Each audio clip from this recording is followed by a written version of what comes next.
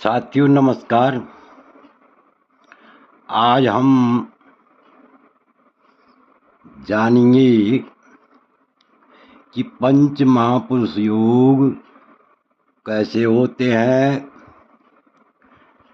कुंडली में पंच महापुरुष योग किसे कहते हैं, अर्थात कुंडली में, जन्म कुंडली में किसी भी जातक के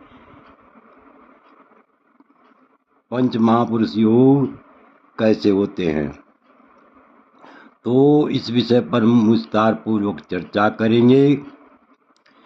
इसमें लिखा हुआ है, रुचक भद्रक हंसक मालवा ससका इति पंच कीर्तिका स्वभवनोच्च गति सुचतुष्टये क्षितिसुतादिसुतान क्रमशो वदित।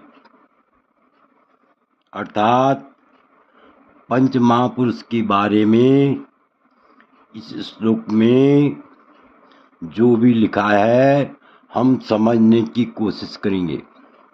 इससे पहले मेरा आप लोगों से अनुरोध है कि यदि आपने अभी तक मेरा चैनल सब्सक्राइब नहीं किया तो अवश्य सब्सक्राइब करने का कष्ट कीजिए, वीडियो को लाइक कीजिए, शेयर कीजिए। तो देखिए, यहाँ पर लिखा हुआ है कि पंच महापुरुषी योग कौन कौन से होते हैं। पंच महापुरुष योग कौन कौन से होते हैं कुंडली में, ध्यान से देखिए। पंच महापुरुष योग कौन कौन से होते हैं। तो ये जो है, ये इन दो ही पदों में, श्लोक के दो ही पदों में जो है पंच महापुरुष योगों का वर्णन है। तो देखिए, रुचक, यहाँ पर स्पष्ट लिखा हुआ है, रुचक, भद्र, हंसक, मालव और ससक। नंबर 1 जो पंच महापुरुष योग होता है उसको रुचक योग कहते हैं। नंबर 2 जो पंच महापुरुष योग होता है कुंडली में उसको भद्र योग कहते हैं। और नंबर 3 जो पंच महापुरुष योग होता है उसको हंसक योग कहते हैं, हंस योग कहते हैं। और नंबर 4 जो पंच महापुरुष योग होता है उसको मालव योग कहते हैं।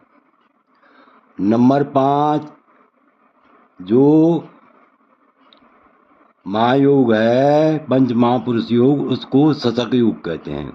तो अब आप समझ गए होंगे। नंबर 1 महापुरुष योग समझिए, नंबर 1 रुचक योग, नंबर 2 भद्र योग, नंबर 3 हंस योग, नंबर 4 मालव योग, नंबर 5 ससक योग। इति पंच कीर्ता, ये पांच प्रकार के पंच महापुरुष योग होते हैं। और ये कैसे होते हैं? स्वभवनोच्च गतिषु चतुष्टये क्षितिसुतादिसुतान क्रमशो वदित। ये मंगल आदि 5 ग्रहों के निर्माण से पंच महापुरुष योग होते हैं। इसमें देखिए, ध्यान देने योग्य बात यह है, सूर्य का उल्लेख नहीं किया गया है, चंद्रमा का नहीं किया गया है। बाकी जो पीछे वाले ग्रह हैं, मंगल, बुध, बृहस्पति, शुक्र और शनि, यदि जो है ये क्या हों बोले, केंद्र में उच्च के हों या स्वगृही हों। कहाँ होनी चाहिए? केंद्र में उच्च के या स्वगृही होनी चाहिए। तो कुंडली में यदि यानी मंगल, बुध, बृहस्पति, शुक्र और शनि, इनमें से कोई भी ग्रह उच्च का हो कुंडली में या स्वगृही हो, तो ऐसे में जो है कुंडली में क्या योग बनता है?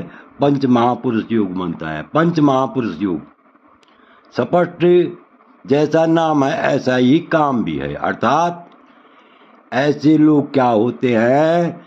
महापुरुष होते हैं।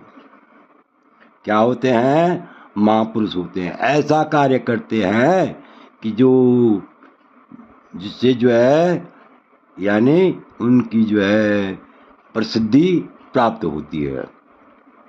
तो देखिए इस अध्याय में पंच महापुरुष योग बताए गए हैं। सर्वप्रथम पंच महापुरुष योग बताए गए हैं।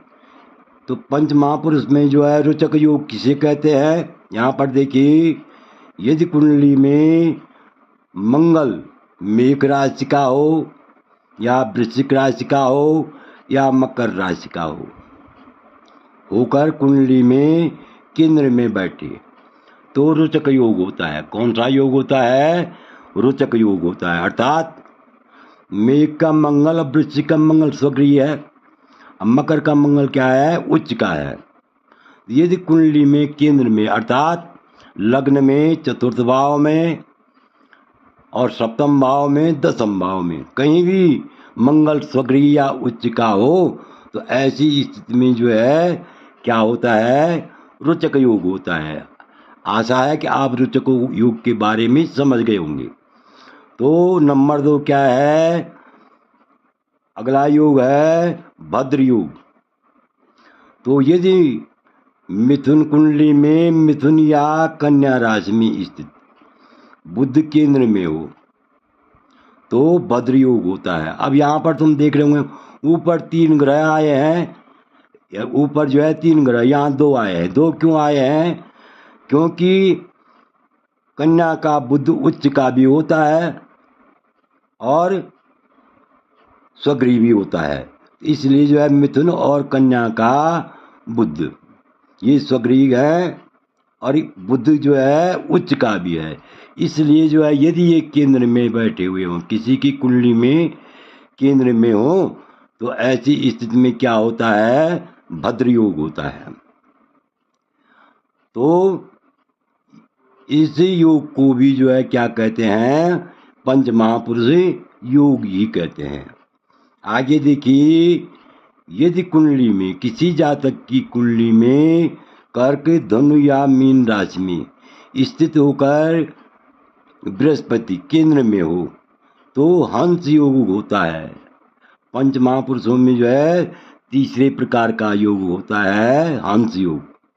तो हंस योग जो है कैसे होता है, यदि कर्क राशि या धनु राशि या मीन राशि, धनु और मीन राशि का बृहस्पति स्वगृह हो गया और यहाँ कर्क का उच्च का हो गया। यदि ये केंद्र में अर्थात लग्न में, चतुर्थ में, सप्तम में और दसम भाव में यदि जो है बृहस्पति स्वगृह हो या उच्च का हो तो ऐसे में हम यानी भद्र योग होता है। अब देखिए यहाँ पर जो है भद्र माफ कीजिए, यदि कर्क, धनु या मीन राशि में स्थित होकर बृहस्पति केंद्र में हो तो हंस योग का निर्माण होता है। क्या होता है, हंस योग का निर्माण होता है। अब जो है हंस हो गया, अब मालव योग, मालव को मालव्य योग भी कहते हैं। तो मालव्य योग किसे कहते हैं, यदि वृक, तुला या मीन राशि में स्थित शुक्र हो, अर्थात यदि कुंडली में, जन्म कुंडली में स्वगृह शुक्र हो तो वृक और तुला का स्वगृह शुक्र हो गया और मीन राशि का उच्च का शुक्र हो गया। यदि ये केंद्र में हो किसी जातक की जन्म कुंडली में, लग्न में हो या चतुर्थ भाव में हो, सप्तम भाव में हो, दसम भाव में हो, यदि शुक्र जो है उच्च का या स्वगृह हो तो ऐसे में मालव्य योग का निर्माण होता है, मालव्य योग बनता है। और यदि जो है अंत में कौन सा आया, शशक योग। तो यदि तुला राशि, मकर राशि या कुंभ राशि में शनि बैठा हुआ हो और जन्म लग्न में बैठा हुआ हो, चतुर्थ में बैठा हुआ हो, सप्तम या दसम में अर्थात केंद्र में हो तो ऐसे में शश योग होता है। इस योग को शशक योग भी कहते हैं, शश योग भी कहते हैं। तो आशा है कि आप भली भांति समझ गए होंगे।